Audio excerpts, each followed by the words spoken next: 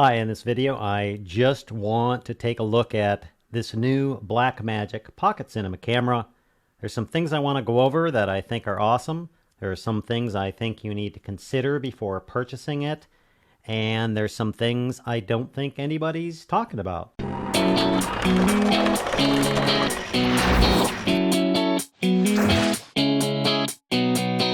In this video, I don't have a Blackmagic Pocket Cinema camera on me right now. They're still shipping. I did purchase one from B&H. I have some links below. And I wanted to go over a few thoughts on this thing. It's not for everyone. Let's run over to the Blackmagic site. And I want to point out some things to you that you may be thinking about, that you may have knowledge about, that you may not, before you just go ahead and hit that button. Not everybody has $2,400 to dump into a camera. And for those that don't, you may want to watch to the end of the video so you can get your wits wrapped around this thing. And by the end of the video, you'll be able to make a buying decision. Do you really want this? Do you really need this? Is this something for you to do for your channel or your videos or whatever? Let's jump over to the website and I'll cover a few things here.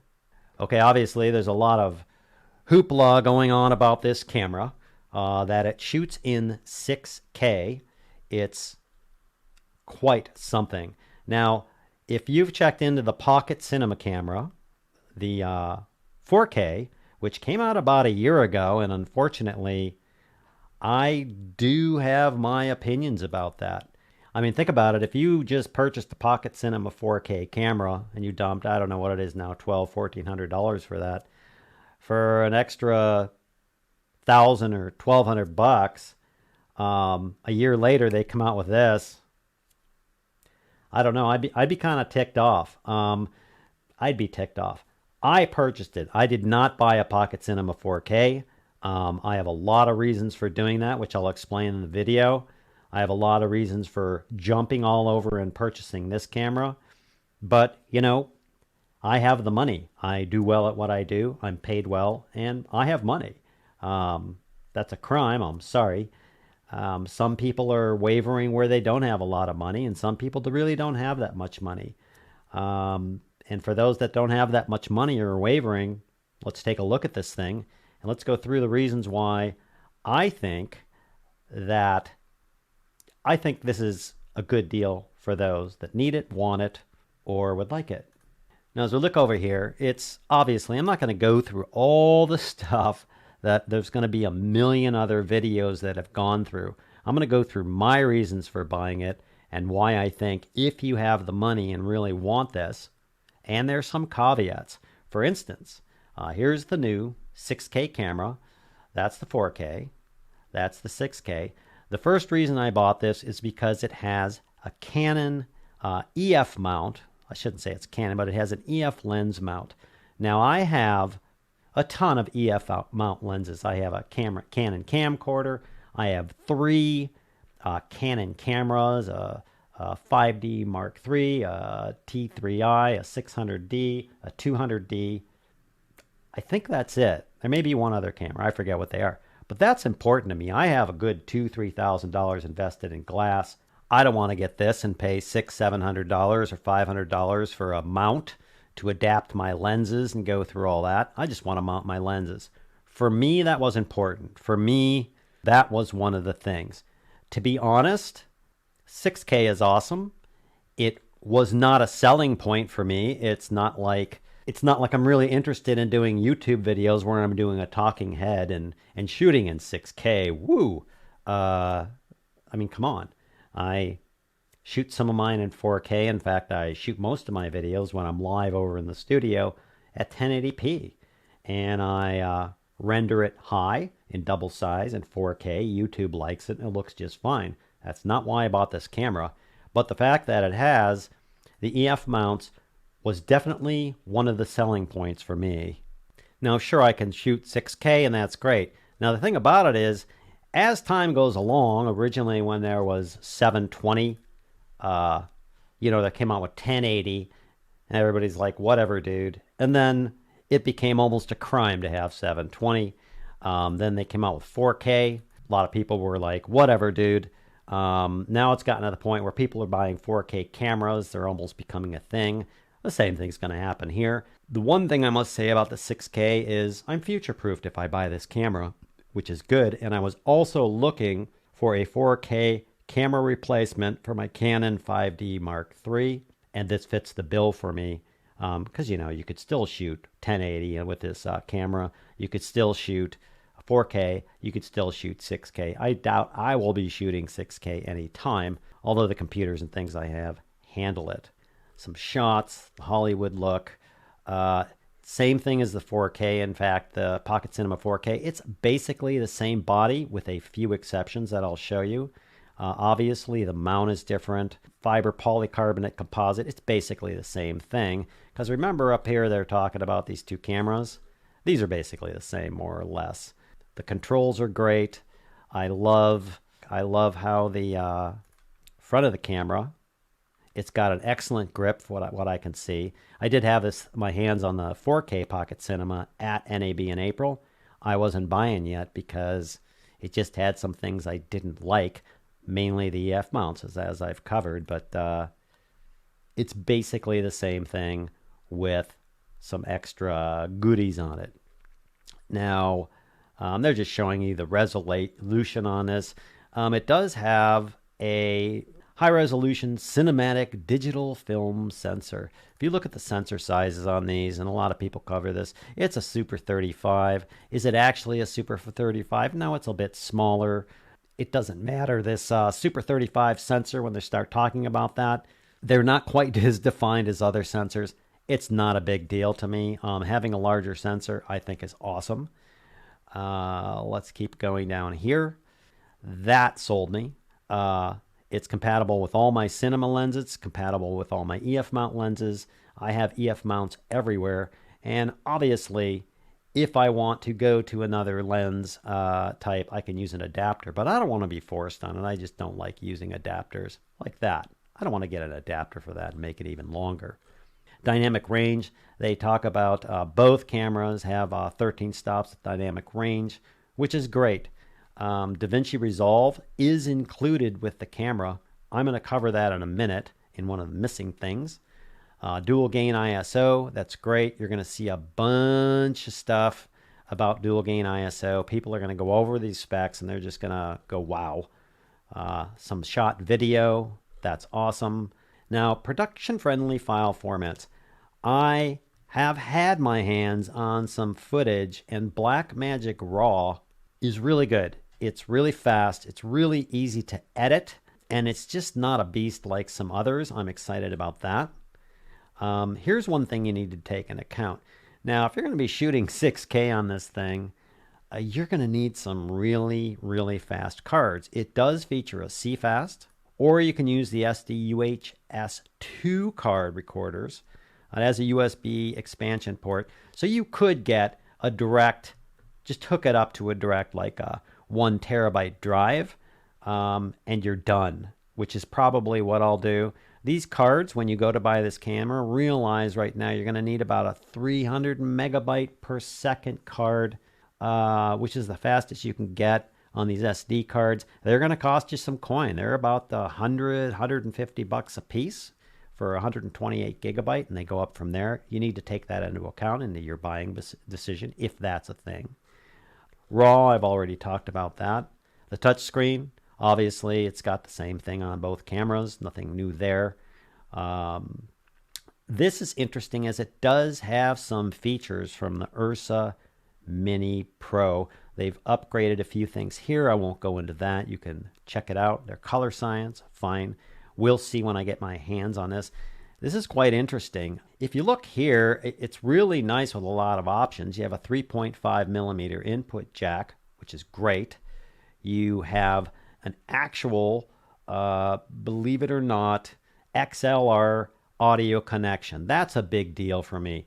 I have had plenty of cameras that didn't have that I've had to go over for a separate audio recorder. You know, it's not always great. I will always record to my Mix Pre 3. I have two of them, and I love doing that since they're so clean. But when I'm out in the field or I'm doing a quick shoot or something and I have a camera with me, or like right now I'm running this through this Mix Pre 3 and everything else. It'd be nice just to have a direct in audio jack, audio recorder, XLR input for my microphone, so I don't have to play games with adapters or preamps or anything else. That's a big deal for me. That's another reason why I purchased this. Again, a 3.5 stereo output. It has a full-size HDMI connector. In fact, almost every camera I have, and a lot of them are pretty high-end. I have a $2,500, $3,000 camcorder and all my DSLRs. They have these mini ones. I would love just to hook a regular old HDMI connector on this and be done to my monitors or for my feeds or anything like that. DC power, thank you. I can power the camera because I got to tell you, this thing, from what I've seen with all these options, this thing eats power. It eats batteries. I think it uses Canon batteries. It really does just eat the hell out of batteries. In a studio mode, I'm fine. USB port is sitting here, which I also appreciate for expansion, and we'll go over that type of stuff because I can record from the USB-C connection.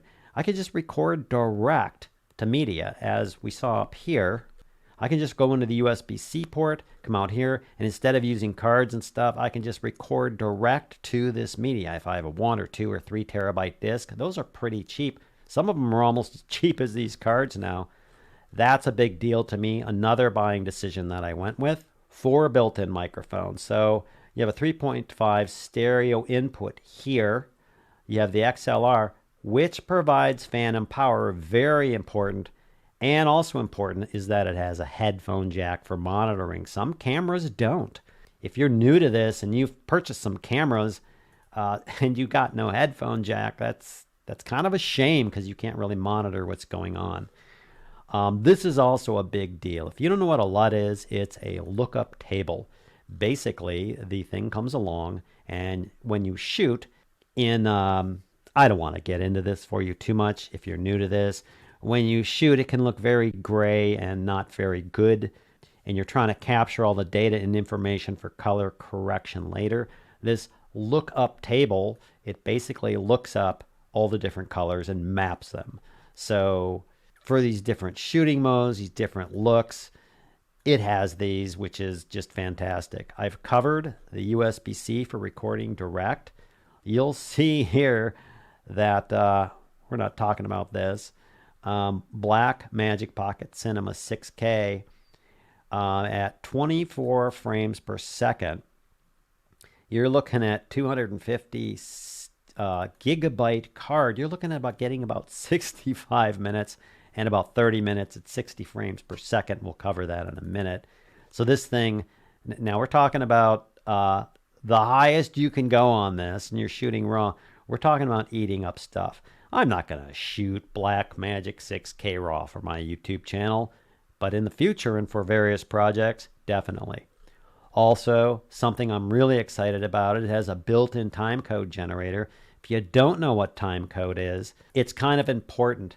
There are a lot of projects you may be doing, higher-end projects where you have one camera here and you have another camera over there, and maybe you have audio recorders and various cameras. And if they can all have time code, when you bring all that footage and all that audio into your editor, you can tell it, I have time code with this, and it syncs everything up. Otherwise, you got to do it by hand, and it takes a long time. This is used usually on sets when you're doing multicam or doing a lot of shoots, a lot of multiple things like that. It's nice to do that. If you're just shooting like I am, let's say you're shooting with this and you're shooting with a recorder, do I care about time code? Not really. It takes me maybe 15 seconds. I've done videos on this to sync up my audio. I'm not concerned about it, but when I start doing multi-camera shoots with multiple audio, then I would care about it. Here's a thing nobody's even talking about. I have a Canon 5D Mark III. I love taking it with me. I love shooting photos. I am not a photographer, but this is kind of a reverse engineer from the 5D Mark III, where it shot wonderful still frames, and then they turned it on the 5D, the original 5D and then the Mark II, they turned it into a video camcorder. And they're always trying to fit this video camcorder stuff with its crappy audio electronics and everything else into this photography camera. Well, this is a bit reverse engineered. I'm a video guy. I don't shoot a lot of photos, but with my EF lenses, I get 21.2 megapixels of still frames. Basically, I can shoot photos with this thing. I'm a videographer. I'm a filmmaker. I'm going to be using this thing for films mostly. But if I do, I have it with me and I want to shoot still images. That was one of the big selling points for me because I don't want to be schlepping around 2 and 3 cameras with me. Wireless Bluetooth camera remote. Many cameras. You're quite surprised if you don't have a remote. You're quite surprised if you can't control the camera. Maybe you can control the focus with one of those little crappy little remotes. You Bluetooth this thing up, which means that you don't need a Wi-Fi connection, and then you can control the camera. I haven't gone through, I will, all the different things you can go through, but you can set focus, frame rates, what you're recording at, I think you could nearly set everything on this remote here, which means you don't have to touch this camera. I mean, look at this. This is mounted on a slider. They're shooting with this, that's possibly a 300 millimeter Canon lens, and they're controlling it from here. I'm excited to get my hands on that. Really cool. Now, you can recharge. It looks like a battery grip. I don't know. It uses these LPE6. Those are Canon batteries. And features a locking power connection that we looked at. I don't know if it comes with that. I sincerely hope it comes with a locking power connection for a studio. And it can also be used for the grip. Battery grip. They sell the battery grip. I'm hoping that the 4K battery grip is the same one. I don't know yet. And it gets you two batteries instead of one. That's kind of cool. Although, again, this thing is a battery hog. I think it gets, 60 minutes? This gives you basically 2 hours, I believe, with a battery grip and 2 of these batteries.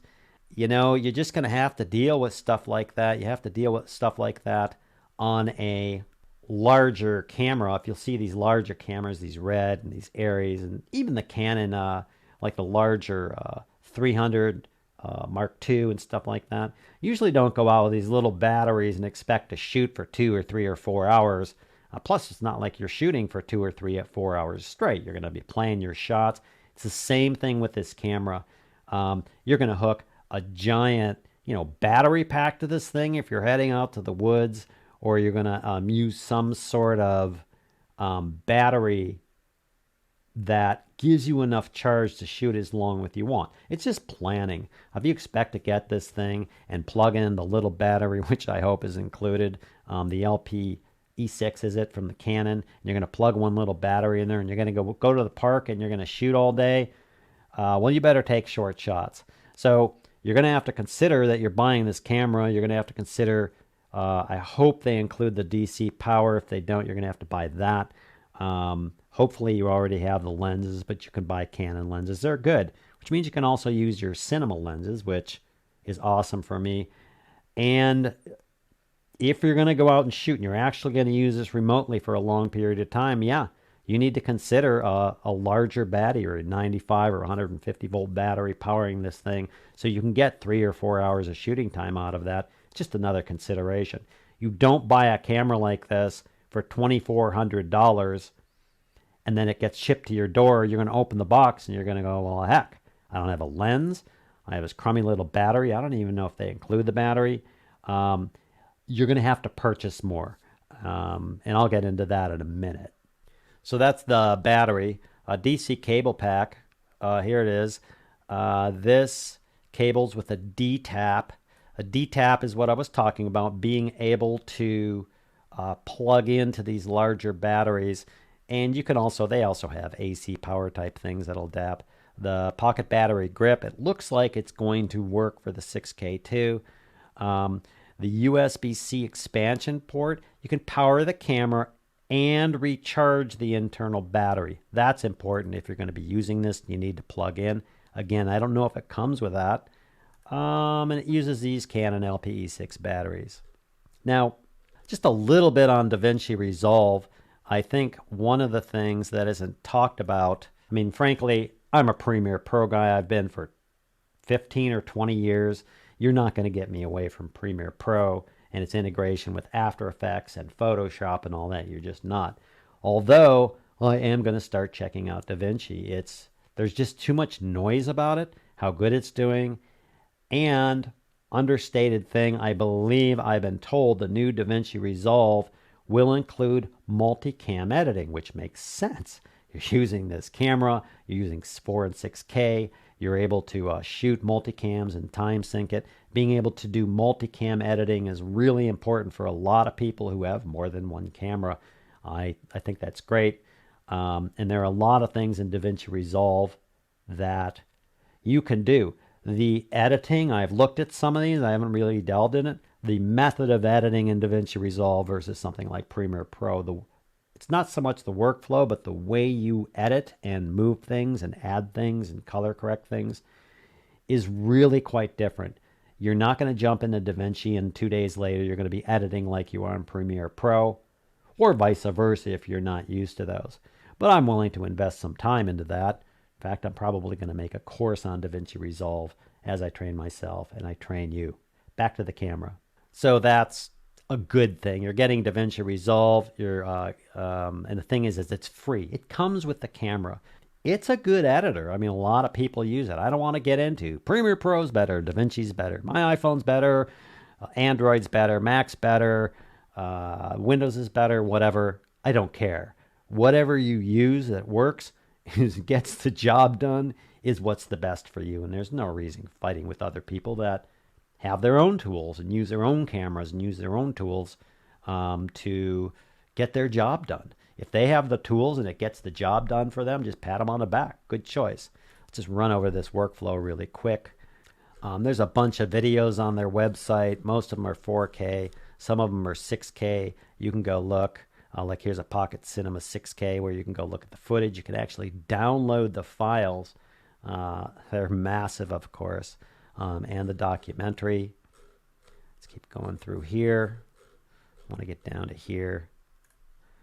Look at the design. Again, it's a 6K. The body's the same. The only difference is the front of this is a little further. They were having some heating issues with the 4K. This looks like they've solved that. The vents are a little larger. Let's run down here. It does say, by the way, I don't want to miss this, EF or MFT micro four thirds lens mounts. I think they're talking about the difference between the 4K and the 6K. The 6K is an EF lens mount unless you get an adapter. Carbon fiber design. It's designed for hours of handheld use. Yeah, if the battery was. But the thing about it is the grip and the way this is designed, it's very handy if you're doing handheld work. Plus with the EF, you're going to mount it to a cage or a stabilizer or whatever. More on that later. Plus these EF mount lenses, many of them have lens image stabilization. So you're not going to need to worry about whether this has in-camera stabilization or not. I kind of like that. The lenses, a lot of lenses that I have in-camera stabilization. And if I'm shooting something really important, I'm going to put it on a stabilizer or a tripod or whatever. I doubt I'm going to use a lens that has no stabilization and run around with this camera trying to shoot 6K. That would be a nightmare. The infamous Blackmagic, I got to give them creds. This is beautiful. Of any camera I've seen, this is a really beautiful way to lay this thing out. And it's really simple. We won't go into that. The monitor is very bright and awesome. I would probably hook an external monitor. But the fact that I have a 5-inch touchscreen monitor, the nice thing about it is you get cameras and you're usually buying a separate monitor, $150, $200, $300, $400, sometimes up in the $800, $900, a separate 5-inch monitor that's touchscreen. This is great. This is a big deal for me. Now, I've got to note, this is not an articulating screen that I know of. You can't articulate and flip it around and do blogs or vlogs or anything like that, which is a shame, although I understand that. I mean, adding an articulating screen that flips out isn't just, well, we're just going to add a little brass hinge here. There's a lot that goes into that. If it does have an articulating screen, I will be blown away. I don't expect it to, but I usually use my cameras with monitors when they're pointed this way anyway, so it's not much of a problem for me. Thermal management, it looks like they've, again, upgraded it to handle, you're shooting 6K. The camera's going to get hotter. When I get my hands on it, I'll let you know how that works. Professional quality audio with 4 internal microphones. It has an XLR jack. I am really, really happy about this. It has 4 built-in microphones. I haven't tested them. I'll let you know when I get my hands on that, and I'll let you know how internally, how these are in the input and how the filters are and how everything works. Again, we've already talked about recording to this media. Connections. Again, you got the stereo input. You could hook a lapel or hook up your microphone to it. Full-size HDMI connector. Happy about that. DC power. Happy about that. The expansion port for external recording. You're going to record RAW. You can blow this out to a 1, 2, 10, whatever terabyte meeting. You got RAW. Would I shoot a YouTube video on RAW? I'm probably not going to do that. And of course, the XLR audio connection, which is just fantastic for me. One of the reasons I bought it. Accessories. Again, I don't know. I know gimbals. I'll show you a gimbal that'll work with this. This 2L series battery, provide over 2 hours of nonstop shooting. There you go. You're going to get about 2 hours. So you're going to get about 1 with the 1 battery. I don't know if I'll get a grip. I might. I'd probably just power this thing. Okay, removable batteries. Blah, blah, blah, blah. I mean, removable batteries.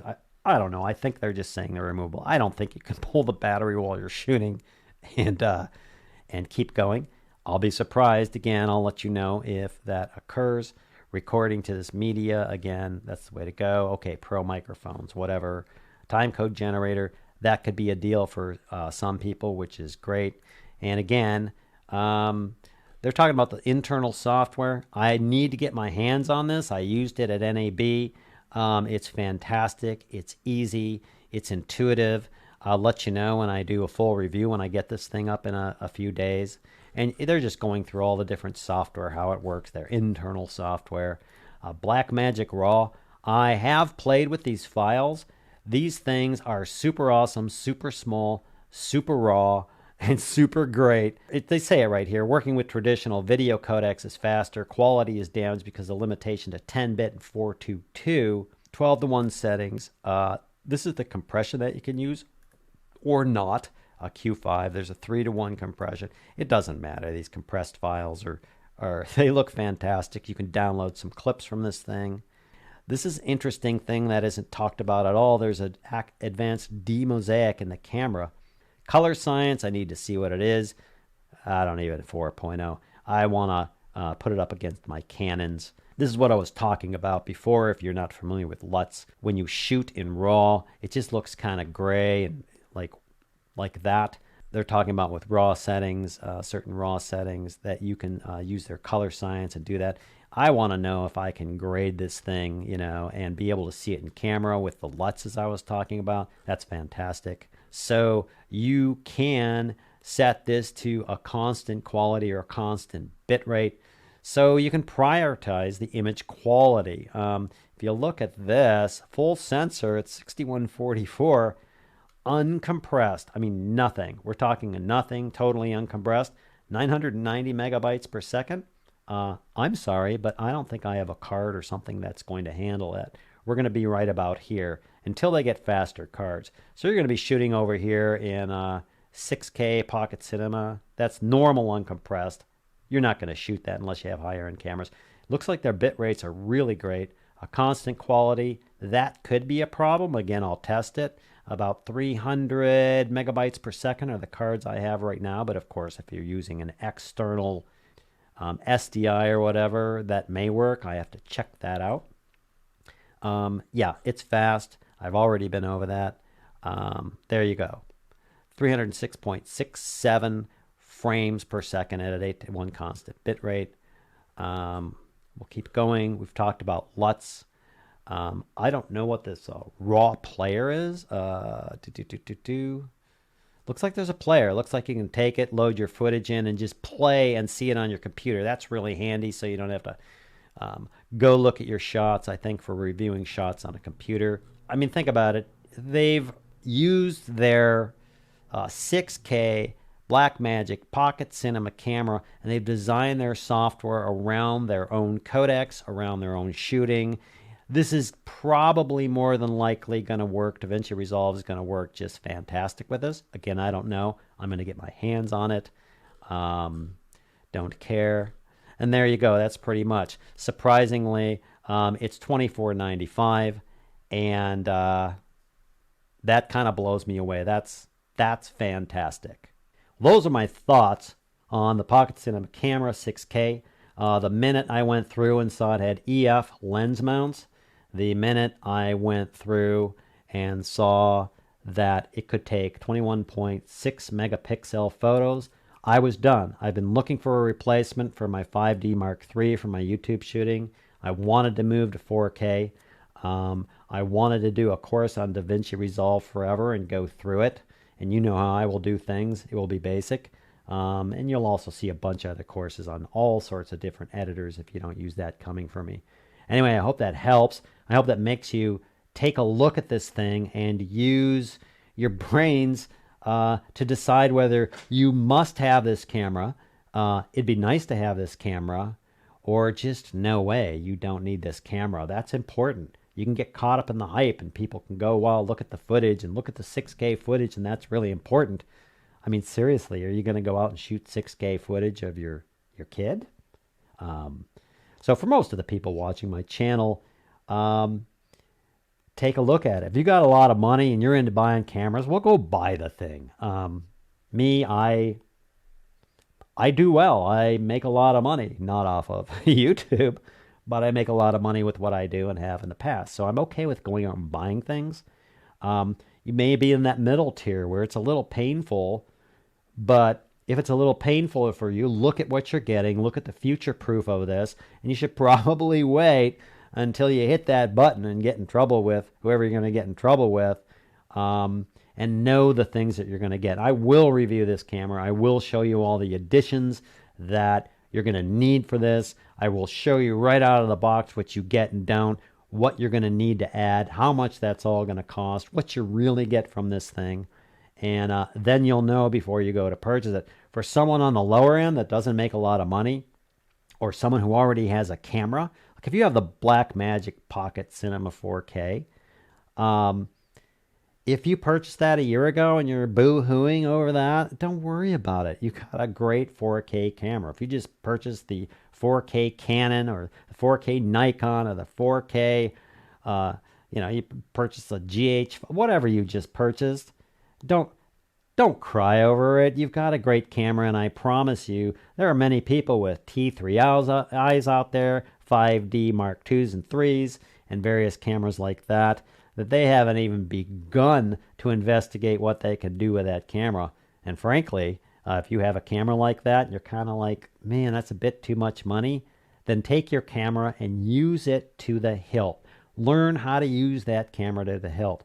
How do you shoot on, let's say, a Canon 600D T3i or a Canon 5D Mark II, 3, or 4, or let's say 2, 3 in 1080, and how do you get it to look like 4K video so YouTube will see it and it'll respect it? How do you get those camera settings and really color correct it? That's what you need to be looking at. So when you do get all that knowledge on the camera you already have in your hands, and you do now know what camera you want to buy, you'll be going in and not caught up in all the hype. Anyway, that is my opinion so far on the Blackmagic Pocket Cinema Camera 6K. I have one on order from B&H. I do have links to it for Adorama and B&H below. If you do decide to go out and impulse buy this camera, you need it, I'd appreciate you using those links. I get a few pennies on sales. It's not a lot. It does help keep the channel going. I do not make very much money on this channel, and it just helps because I invest a lot of money bringing videos to you, like the $2,400 I just spent on the Blackmagic pocket cinema camera 6K. Don't forget to subscribe. Thanks for hanging out with me. Don't forget to like this video. That helps too. And thanks for watching. I really appreciate it. And we'll see you next time.